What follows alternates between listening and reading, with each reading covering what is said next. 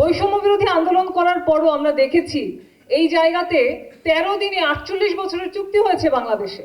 ডেনমার্কের এপিএম টার্মিনালকে তারা 48 বছরের জন্য চুক্তি করেছেন, যেটা এই দেশে এর আগে নজির নাই, এবং দক্ষিণ এশিয়ায় 48 বছরের চুক্তি কেউ করেন নাই।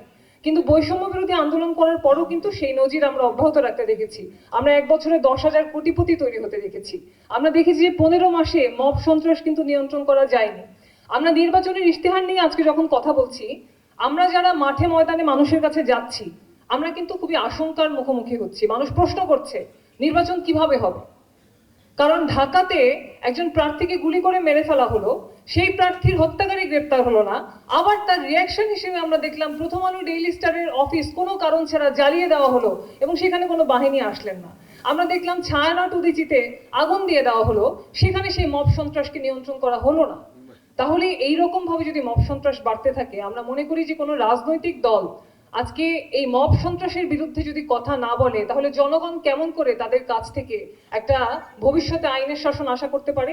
আমরা এর বিরুদ্ধে সোচ্চার থেকেছি এবং আমরা মনে করি, আমাদের নিয়ে বলা হয়েছে যে আমরা নির্বাচনে আমাদেরকে ভোট দেওয়া হয় না, নানান কথা।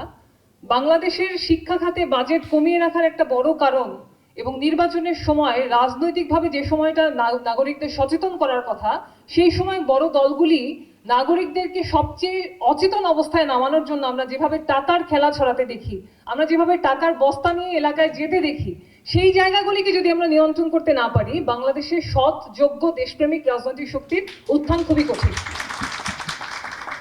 আমরা মনে করি যে এক ধরনের ভয়ের সংস্কৃতি, যেটা আমরা আগে দেখেছিলাম যে রাষ্ট্রীয় এক ধরনের সন্ত্রাসের মুখোমুখি হয়ে মানুষ এক ধরনের আশঙ্কার মধ্যে থাকতো, এখন কিন্তু মানুষ মব সন্ত্রাসের ভয়ে ভীত থাকছে। ফলে সেই সেলফ সেন্সরশিপ কিন্তু ঠিকই আরোপ হচ্ছে। সেটা আগে আরোপিত হতো রাষ্ট্রীয় সন্ত্রাসের ভয়ে, এখন সেটা হচ্ছে মব সন্ত্রাসের ভয়।